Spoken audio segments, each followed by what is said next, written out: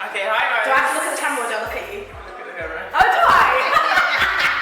When we're talking, I don't know if you could look at me. Just bear in between both. Yeah. Okay, I'll try. Okay. Hi guys. Back. No, sorry. I'm here.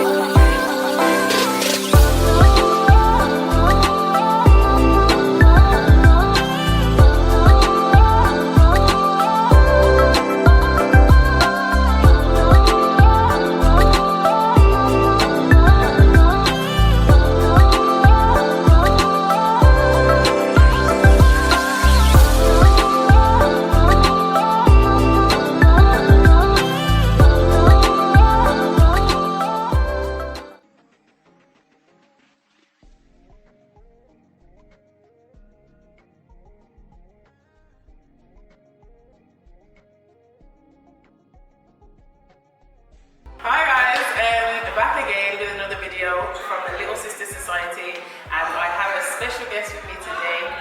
Would you like to introduce yourself? I'm really glad that I'm special. My name is Dexter and I'm a youth worker. That's how I know you. Perfect.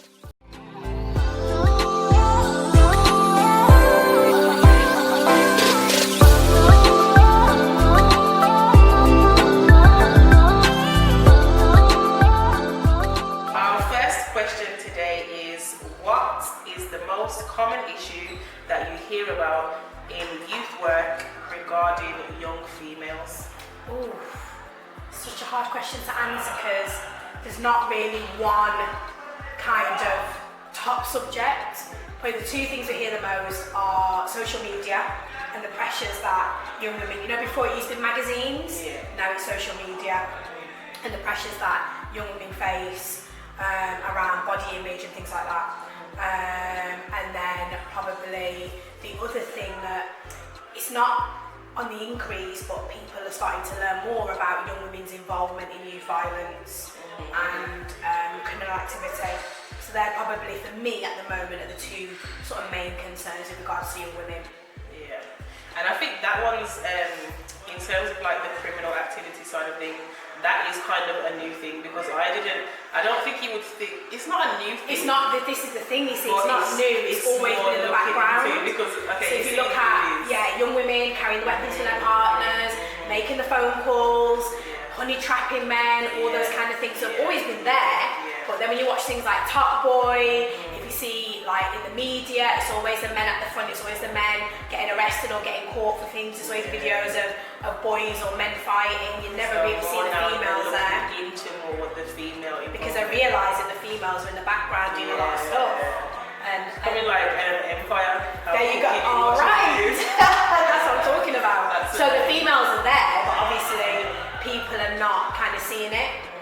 To be fair, in a lot of areas of society, women are hidden, aren't they? Yeah, and criminal activity is no different. And that's why then it's easier to make the woman do business and holding things and whatever. Because nobody's checking the pretty girl that comes in the club and she's giving the bouncer that eye, so he's not looking at her and she's probably got X amount of drugs and weapons on her because she knows she looks good and she knows she's not going to get checked.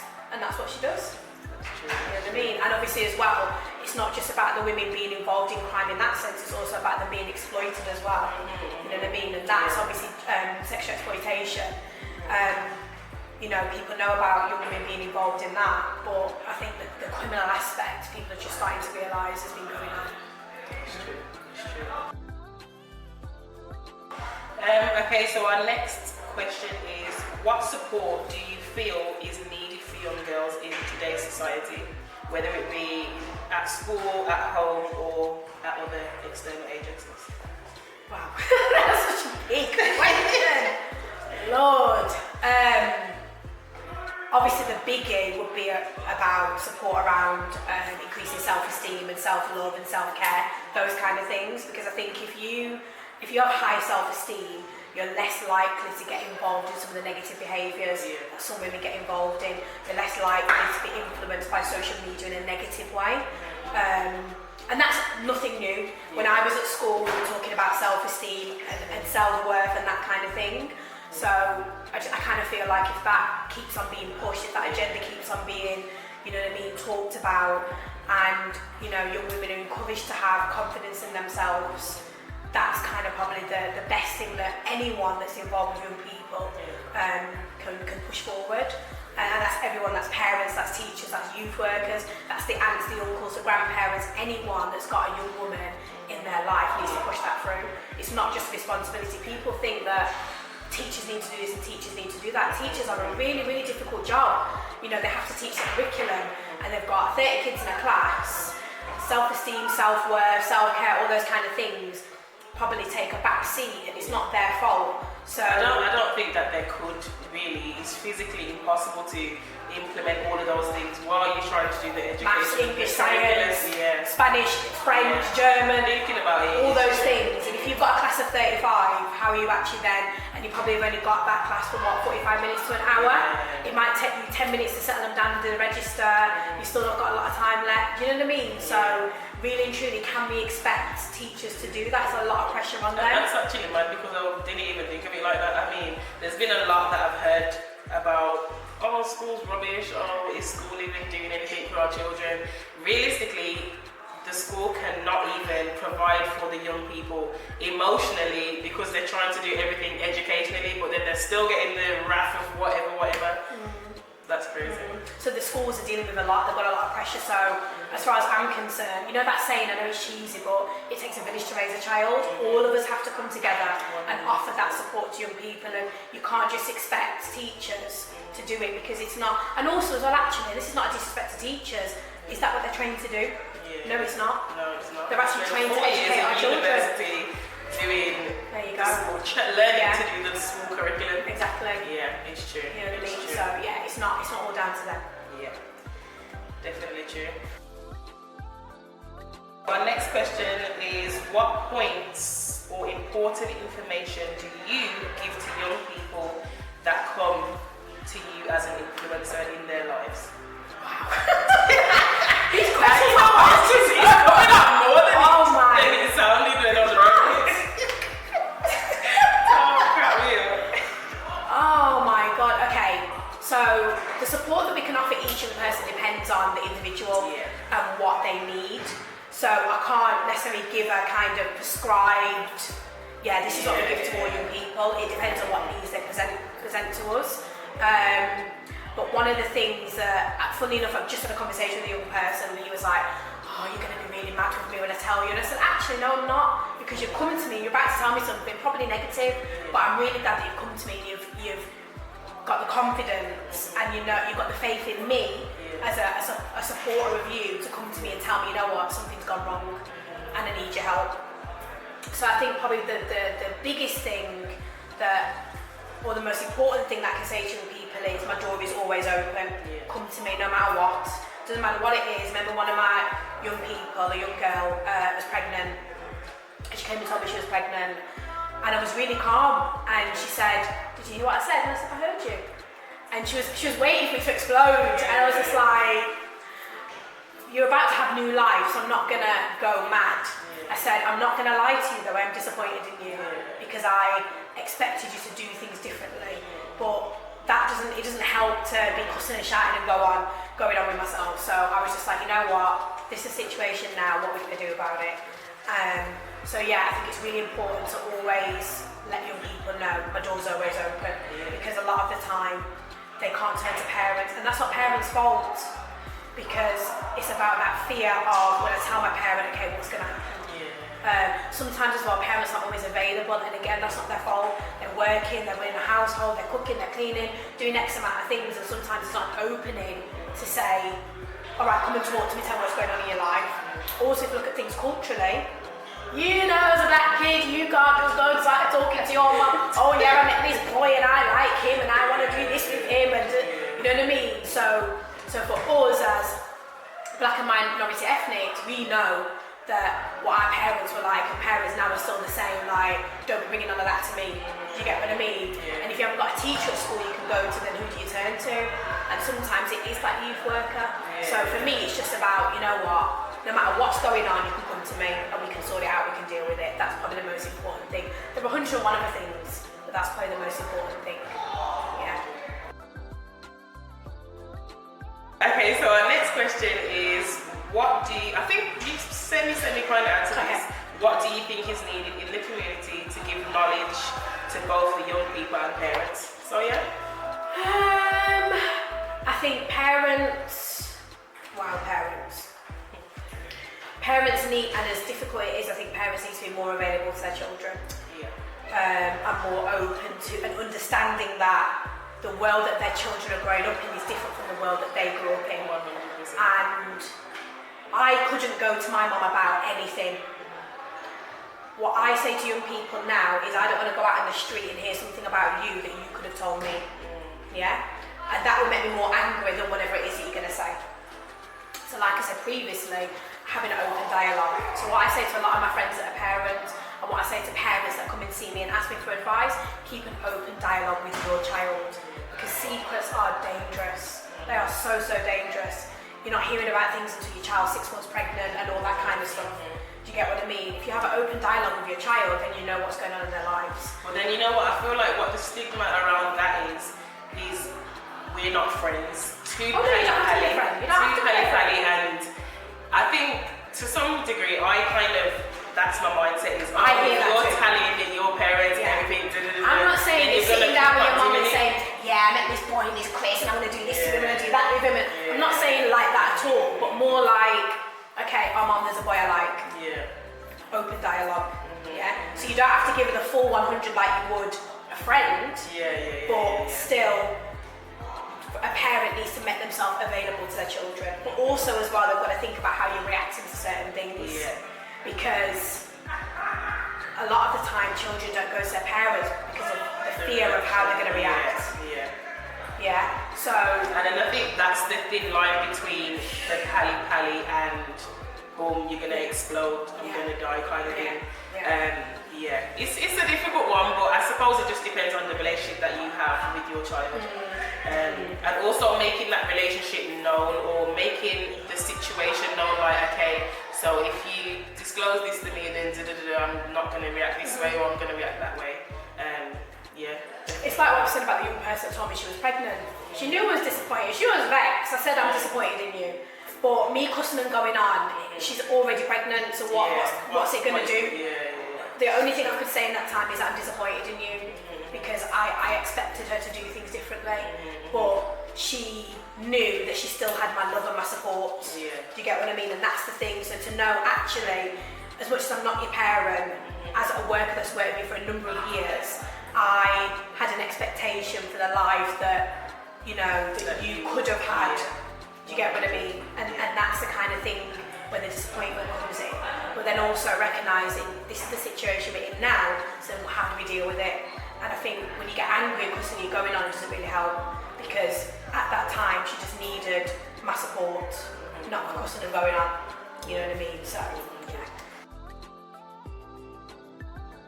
Do you feel that broken homes play a large part in the issues that the young people are facing today?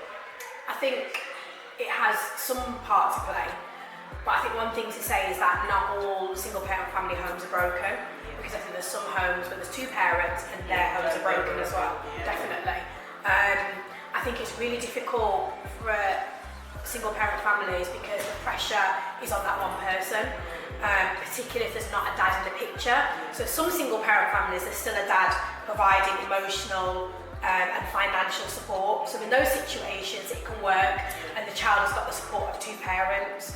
I think when the situation becomes broken is when there's only one parent, the dad is absent or sporadically sees the child, and that is a big issue for me, because you need two adults to support you.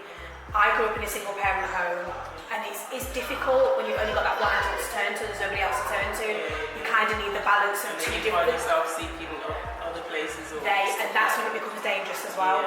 And also when you've got parents that are working and they don't know where their children are because they're at work, that's a big issue for me. Because then if that child is vulnerable and gets caught up in certain situations, there you go. And it's not criticism of the parents, because we're in a situation now. It's a need. It's what you need to do, kind of thing. We're in a situation now where parents are having to work all these hours just to provide the basics for their children, and that means you're going to have to spend a lot of time away from your kids. And I know some parents have had to make the difficult decision of, should I stay in work or should I go on benefits so I can be there for my kid? And that's a hard road to go down, because the benefit system in the UK is not fantastic. So what do? You get what I mean? If you've got multiple children, what do? We've got some families that have got like 9 and 10 kids, and there's one parent. So it's really difficult. I don't know what the answer is. I don't. That's something there. You know what? Actually, I'll let you guys comment your opinions on what you think these questions. So the question was, do you feel that broken homes play a large part in the issues that the young people are facing today? Comment below. Okay, so we go on to say, critics said the UK is paying the price for its promotion of sex education to ever younger children. What are your thoughts on this? I've got a lot of thoughts on this. Okay. First of all, as a youth worker, I also, as part of my role, provide sex and relationship, and this is really important to say, it's sex and relationship education, not promotion. That's really important to say. Because relationships is widespan. Yes. So it's not always just about go and have sex with somebody. That's never taught. It's not. That's not what it's about. No, not at all. And also as well, any sex and relationship education is pitched at the level that the young person's at. So we're not going to go into 5-year-old and start to about anal sex and all that. Nah, that does not happen. If a young person asks a question, we will answer it, but it's not. We're not going full 100 with every single young person. Can I just? Okay, next. No, not happening. Not happening. Let me know. Yeah, not happening. So, and the other thing to point out as well, in some parts of Europe, such as Sweden, the Netherlands in particular, they do sex and relationship education from the age of 5, and they do it every year until the child leaves school.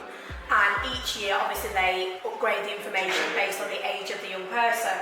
And the average age at which someone first has sex in the Netherlands is 19. Okay, 19, right? And Britain had the highest rate of teenage pregnancy than anywhere in Europe. Okay. Since sex and relationship education has been introduced in schools, the rate of teenage pregnancy in the UK has dropped. I was going to say spiraled. It's dropped. It's dropped. It's dropped.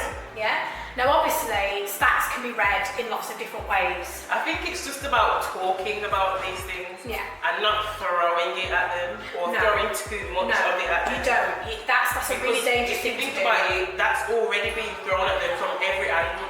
And that's another thing that's dangerous, and this is why I think the education side of it is important.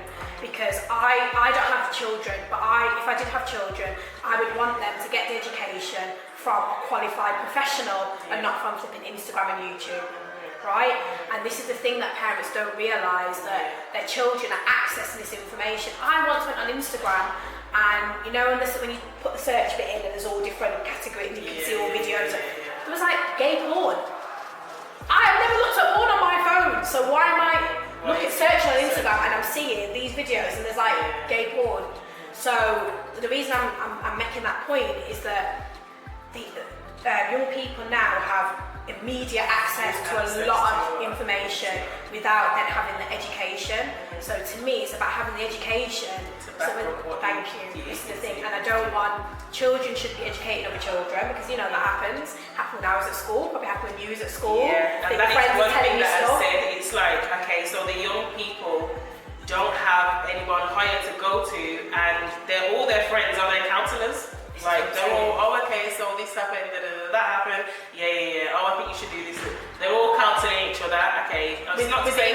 information, probably.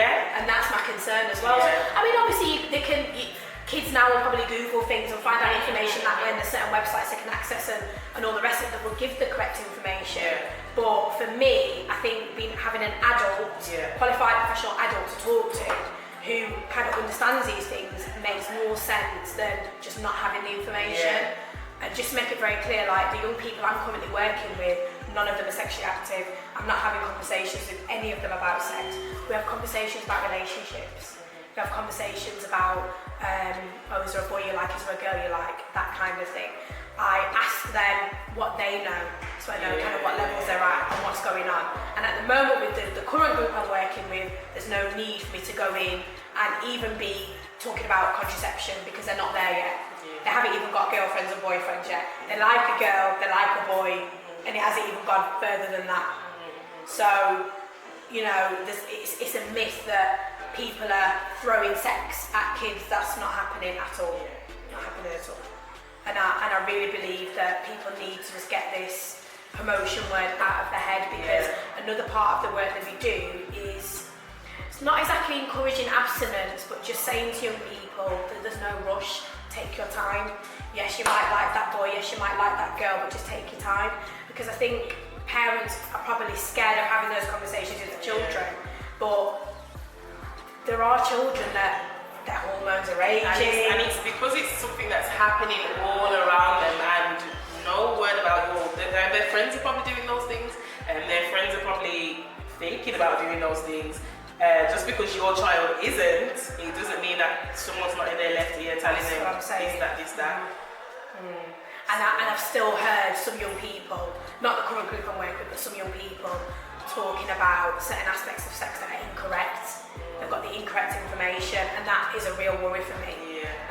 You know, even things about, if using cling film as a using cling film as a condom, using crisp packets, using crisp packets as a condom. That's not even funny.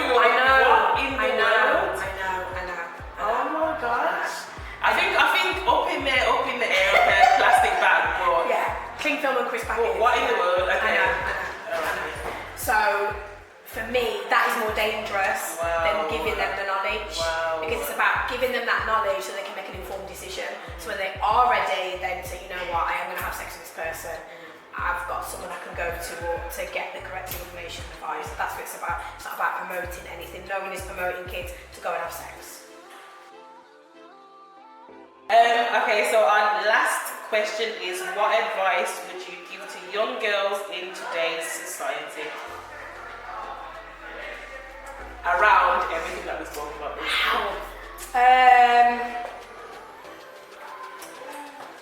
You know what? Do not look for validation out there. The validation can only come from here. Because once you validate yourself, you don't need anything else. Oh, I felt that. That's it. That's it. Because I hear all these things of, I met a new man, he completes me. Pardon? No. If you validate yourself, you don't need anything from anybody else. And I know that's a really hard thing for a young person to do, especially anybody, Facebook, 1,000 followers on social media, to give you that validation because you got it from within. You know, it's part of the self-care, self-worth, self-esteem, all of that. So if you've got that self-validation, you're unstoppable basically. You can go where you want, do what you want. You don't need anything from exactly. You don't need anything from anybody else. You know, and some of the struggles that young women are facing now, particularly on social media, is about getting that validation from these invisible people that they've never met before.